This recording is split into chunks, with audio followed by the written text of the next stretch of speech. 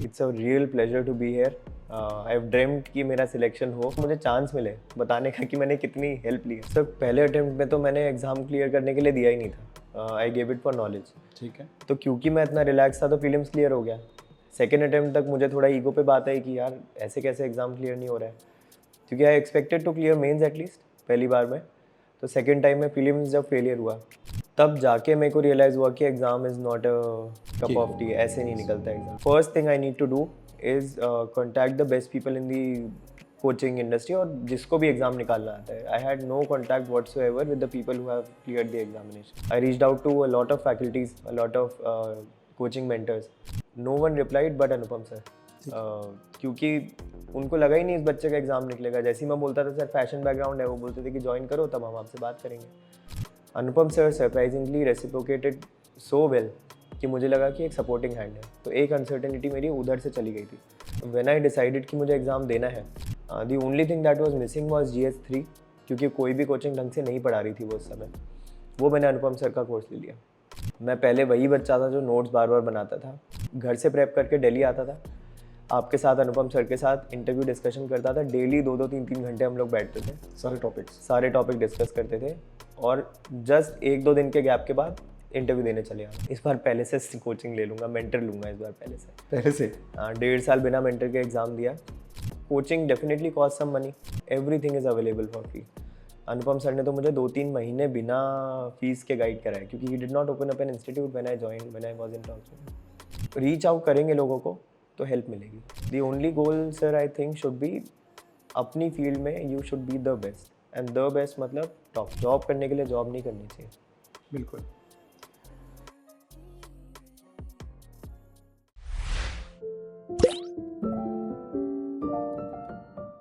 Hello everyone, आज हमारे साथ इस पॉडकास्ट में मेरे बहुत अच्छे दोस्त और स्मार्ट वर्क क्लास एकेडमी के एक स्टूडेंट जिन्होंने हमारे साथ 2 बार रैंक सिक्योर किया है, वो आए हुए हैं।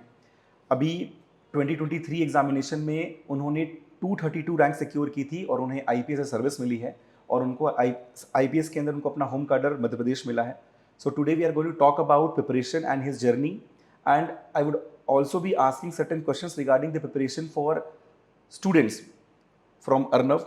So today we have with us Arnav Bhandari, rank 232, 2023 examination.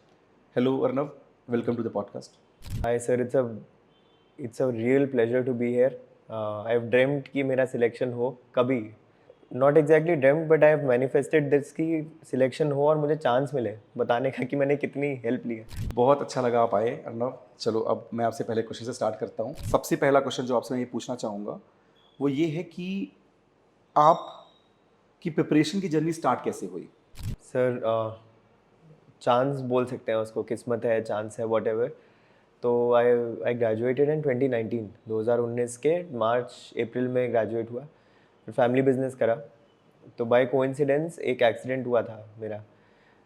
I was thinking about कि मेरे को कुछ और करना चाहिए। फैमिली बिजनेस इज ऑलरेडी, मतलब ऐसा चलता रहता है। तो मैंने सोचा था कि कुछ और करना चाहिए। आई वॉज थिंकिंग कि क्या करना है। बैक देन एकदम से एक एक्सीडेंट हुआ मेरा, मैं बेड रेस्ट पे था। फिर बेड रेस्ट पे 2-3 दिन नेटफ्लिक्स देखा, कुछ और करने को नहीं था, तो ज्योग्राफी की बुक उठाई। आई स्टिल रिमेंबर ज्योग्राफी की बुक। कोई डाउट आया, फिर उससे ऑनलाइन गया मैं डाउट सॉल्व करने। तो UPSC की कोई वेबसाइट थी किसी कोचिंग की, उसने डाउट सॉल्व करा। तब मुझे इंटरेस्ट आया कि यार 9th क्लास की बुक में मुझे डाउट आ रहे हैं, नॉलेज नहीं है। और नॉलेज का गैप जो था ना, नॉलेज की स्कैरसिटी बहुत ज़्यादा फील होती थी उस समय, कि कुछ नहीं पता है अपने को। 4 साल निफ्ट में पढ़ाई तो नहीं करी है। तो फिर मैंने डिसाइड करा कि चलो पढ़ना चालू करते हैं। फिर धीरे धीरे चीज़ें फोल्ड हुई, अनफोल्ड हुई, सब पता लगा एग्ज़ाम के बारे में। तो over a period of 6-7 months फिर डिसाइड हुआ कि चलो फाइनली ये करना है। एग्ज़ाम के लिए फरवरी 2020 में रजिस्टर कर दिया था। प्रिपरेशन भी तब चालू करी।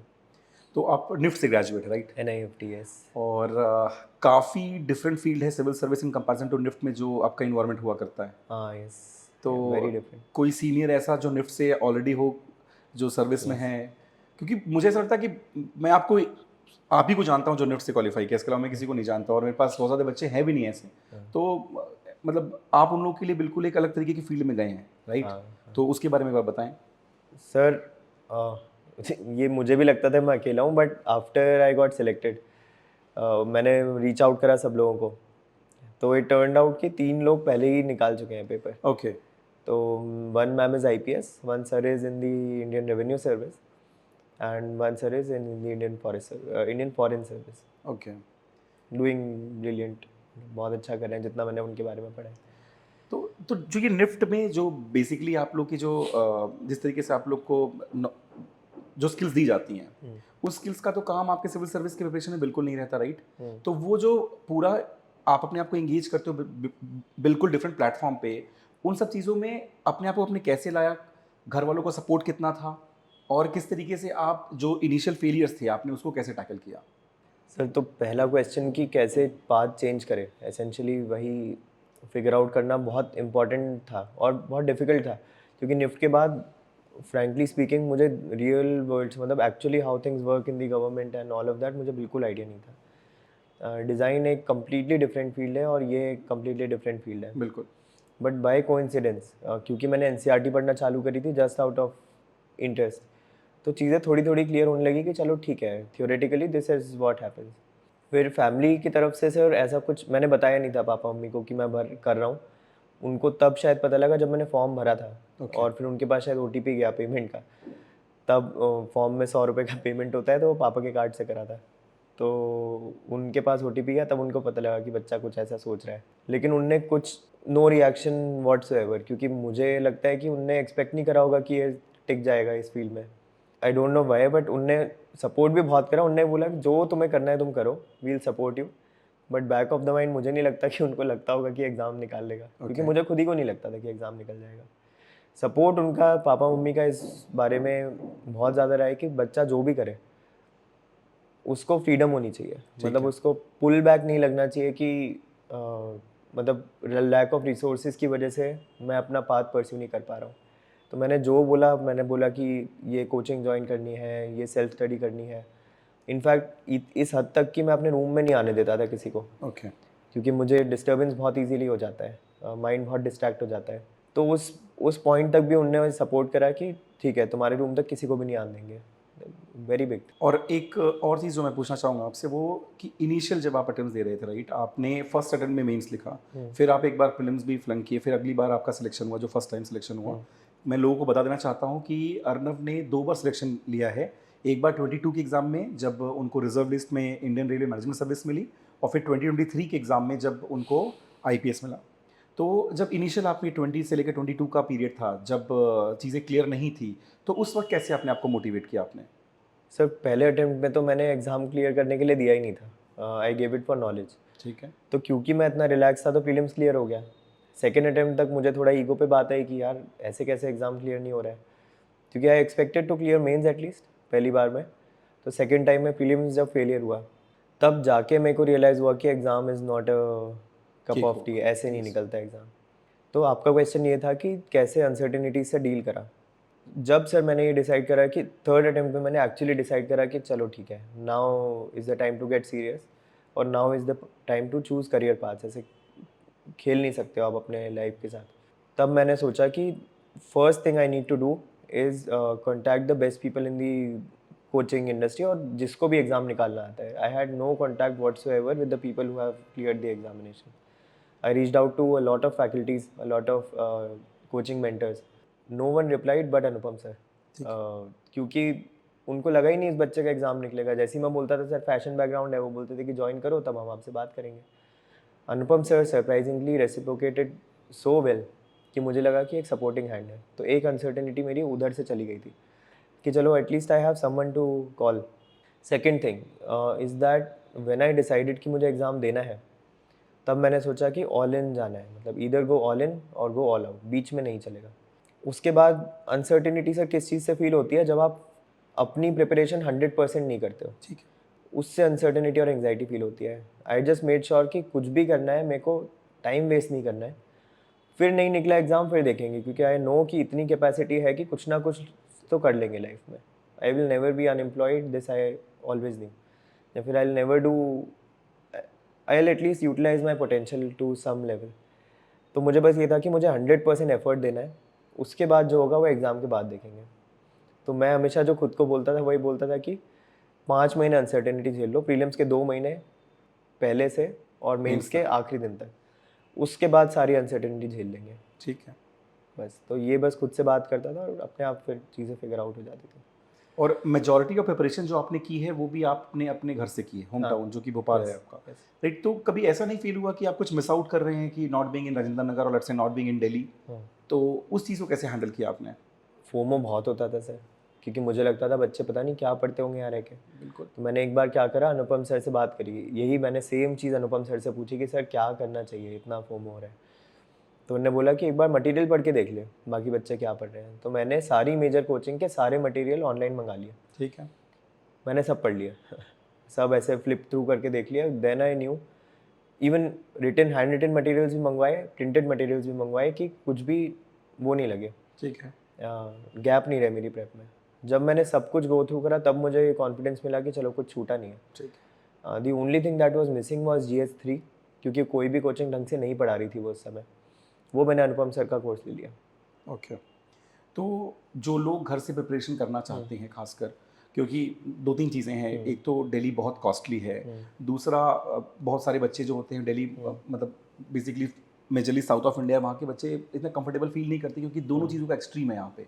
तो उनको क्या कहेंगे जो घर से प्रिपरेशन करना चाहते हैं? इज इट मतलब बहुत सारे वो बच्चे बहुत परेशान रहते हैं, तो मैं स्पेसिफिकली उनके लिए पूछना चाहता हूँ, is it possible to do it from your home town? क्या आप आराम से कर सकते हो, या फिर किन चीज़ों का ध्यान रखें अगर आप घर से प्रिपरेशन करना चाहते हैं तो?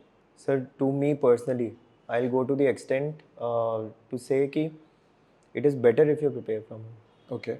क्योंकि मेरी कंडीशन में क्या था, कुछ लोग की सर हर किसी की कंडीशन अलग होती है। कुछ लोग के घर में एनवायरनमेंट नहीं होता है, लोग सपोर्ट नहीं करते हैं।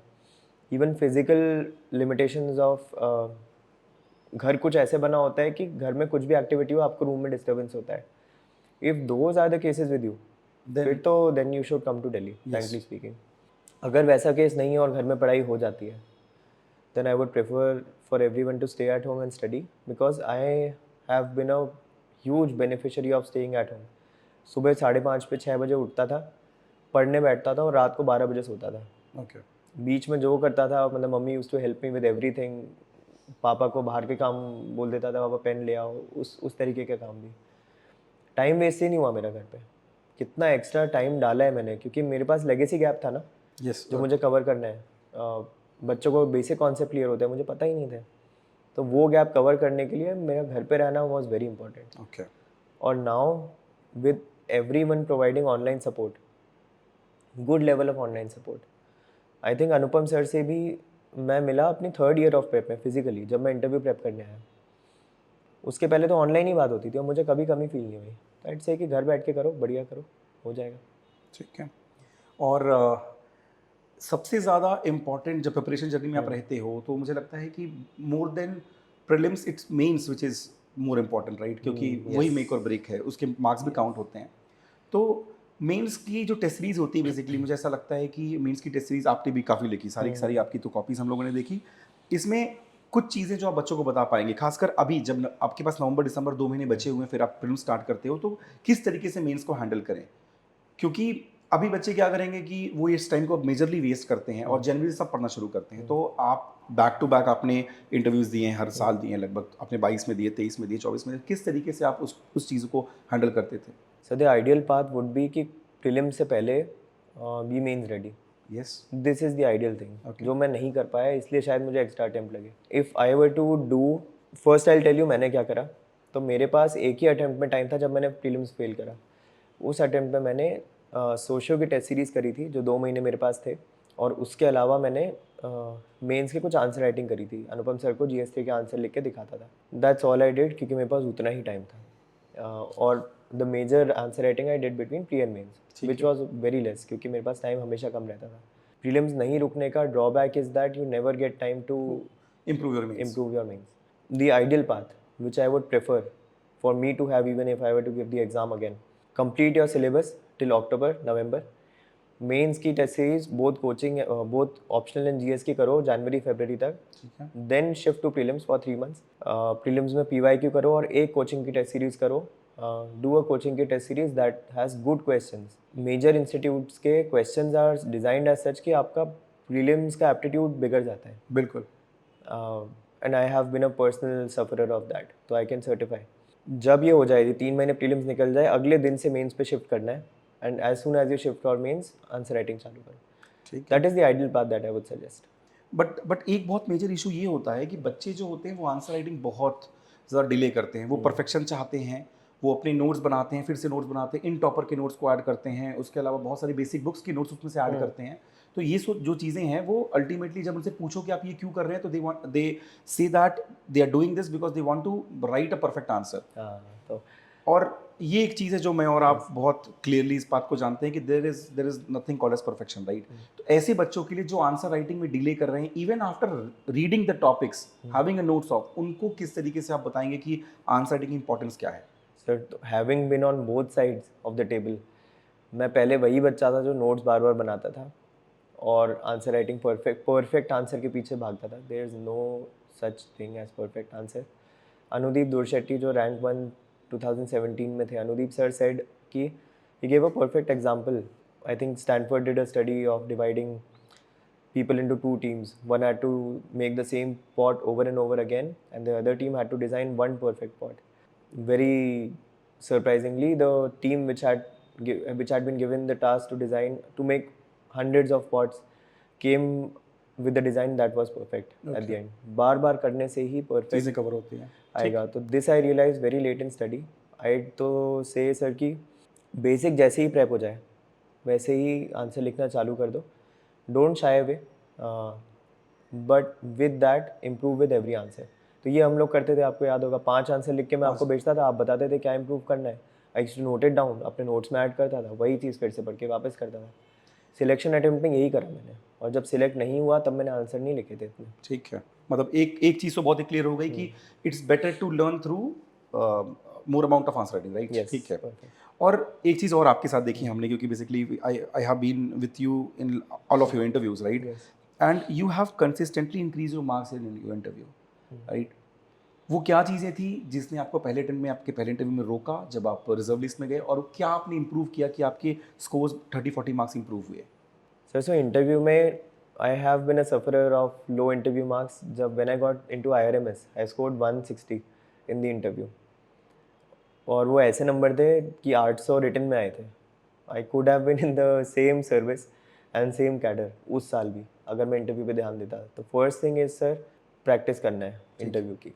बिना पढ़े इंटरव्यू कॉलेज की लेगेसी पे नहीं निकलता है। तो I was a decent student in college, अच्छे से बात कर लेता था, कभी इंटरव्यू में प्रॉब्लम नहीं हुई थी। मुझे लगा निकल जाएगा, तो I went in with a very casual approach. और इंटरव्यू जाने से 1 मिनट पहले डर लगना चालू होता है। जब वो बाहर पे चेयर पे बैठे रहते हैं ना, तब जो डर लगता है, वो सिर्फ अच्छी प्रिपरेशन उस डर को हटा सकती है, कोई चीज़ नहीं हटा सकती। और वो अगर आपने अच्छी प्रेप नहीं करी है तो वो डर अंदर जाता है रूम में, और फिर वो दिखता है चेयरपर्सन को, फिर चेयरपर्सन देता है 190 की जगह 160। ठीक है। तो सेकेंड अटेम्प्ट में आई मेड श्योर कि पहली बात तो प्रेप अच्छे से हो। तो आपको याद होगा, मैं दिल्ली आता था 10 दिन के लिए, दोनों अटेम्प्ट जिसमें मेरे अच्छे नंबर आए इंटरव्यू में, घर से प्रेप करके दिल्ली आता था, आपके साथ अनुपम सर के साथ इंटरव्यू डिस्कशन करता था। डेली 2-2 3-3 घंटे हम लोग बैठते थे, सारे टॉपिक डिस्कस करते थे, और जस्ट 1-2 दिन के गैप के बाद इंटरव्यू देने चले आता था। तो ये जो मोमेंटम है ना, वो बिल्ड करना है। ऑफ टॉकिंग इंटेलेक्चुअली, दिमाग नेचुरली तो वैसे काम करता नहीं है, बिल्कुल नहीं। You need to be in that groove to talk. वो momentum is what work for me. Even ये वाला interview 2024 in which I could not get in to list, बहुत बड़े ब्लंडर करने के बाद भी I scored a decent 180 in the interview. तो एक तरीके से बहुत इंपॉर्टेंट है कि आप सारे क्वेश्चंस को प्रैक्टिस करो। Yes. क्योंकि क्योंकि मुझे लगता है कि उनके पास स्पेस होता है कुछ भी पूछ लेने का। Yes, correct. और बहुत इंपॉर्टेंट है कि वैसे क्वेश्चंस हम प्रैक्टिस करके जाएं, क्योंकि Correct. फ्लूक में इंटरव्यू तो नहीं निकलते। एक दो लास्ट क्वेश्चन आपसे पूछना चाहूँगा। लेट्स से कि let's rewind the clock, that I take you back into 2019, right, 2020, जब आपने प्रिपरेशन स्टार्ट की, जब वो एक्सीडेंट हुआ जैसा आपने बताया, क्या आप वापस, अगर मैं आपको 6 साल पीछे लेके जाऊंगा, तो क्या आप वापस प्रिपरेशन स्टार्ट करेंगे? इस बार पहले से कोचिंग ले लूँगा, मेंटर लूँगा इस बार पहले से। पहले से? 1.5 साल बिना मेंटर के एग्ज़ाम दिया। तो अगर मैं उस पोजीशन में फिर से होता, thankfully I took a sociology coaching. तो मैंने सोशलॉजी के 2 फाउंडेशन करे हैं, 2 क्रैश कोर्स करे हैं, लेकिन ये चीज़ मैंने जीएस के लिए नहीं करी। तो एक चीज़ मैं बता रहा हूँ, एक चीज़ बहुत क्लियर दिख रही है इस चीज़ के अंदर कि क्योंकि लेगेसी इश्यूज एग्जिस्ट करते थे because of you having a design background, आपने बिल्कुल भी ये आपने बहुत अच्छे तरीके से उसको कंपनसेट करने के लिए एफर्ट मारे हैं। जैसा आप अभी बता रहे हो कि आपने सोशियोलॉजी की क्रैश कोर्स भी लिए और आपने क्लासेस भी ली, तो आपने इग्नोर बिल्कुल भी नहीं किया है अपनी चीज़ों को, जो चीज़ आपकी कंप्लीट नहीं है। आजकल बच्चे एक बहुत मेजर प्रॉब्लम वो क्रिएट करते हैं कि उनके अंदर ये प्रॉब्लम है कि मैं खुद से कर लूंगा, even not having the background of the subject, और वो बहुत लंबा स्ट्रगल करते हैं, मे बी 1-2 साल, और 1-2 साल ऐसे निकल जाते हैं। तो ये चीज़ आपने बहुत अच्छी की कि सर तो मैं आपको बताता हूँ गलती क्या हो जाती है। जैसे मैं कॉलेज में डिसेंट स्टूडेंट था, मतलब आई डिड फेयरली वेल, अच्छी रैंक के साथ गया था। तो my degree is called bachelor of fashion technology. Zero utility in the exam whatsoever, कोई यूटिलिटी नहीं है। मतलब एग्जामिनर को नाम भी नहीं पता होता है क्या होता है। उसके साथ जब आप आओ तो पहली बात तो you should know your position. Yes. मुझे पता था कि I am at the fag end of the failures in the examination. अगर मैं स्टेट में बैठ जाऊँ तो ठीक है, घटिया तरीके से फेल करूँगा अगर मैं स्टेट में दे दूँगा। टाइम नहीं था इसलिए I did not take a coaching, क्योंकि 2 महीने पहले मैंने फॉर्म भरा था। One thing I would recommend is अपनी पोजीशन समझो। This is a very frank advice. If you think you can study yourself, go ahead, yes, why not. अगर नहीं लगता है तो उसी समय लो हेल्प, क्योंकि coaching definitely cost some money. Yes, सब लोग नहीं अफोर्ड कर सकते हैं, बट आस्क योरसेल्फ, अब everything is available for free. Anupam sir ने तो मुझे 2-3 महीने बिना फीस के गाइड कराया, क्योंकि he did not open up an institute when I was in talks with him. Reach out करेंगे लोगों को तो हेल्प मिलेगी।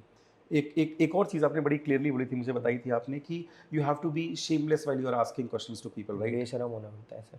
तो उसके बारे में एक थोड़ा सा बच्चों को बताएं कि यार, क्योंकि बच्चे अपने डाउट्स लेके पूछते ही नहीं है। हाँ। वो डरते हैं कि मेंटर क्या बोलेगा, वो डरते हैं कि कोई और अज्यूम कर लेगा कि मुझे नहीं आता, Yes. और ये एक बहुत ही मेजर प्रॉब्लम है। तो इस चीज़ से कैसे ओवरकम किया जाए?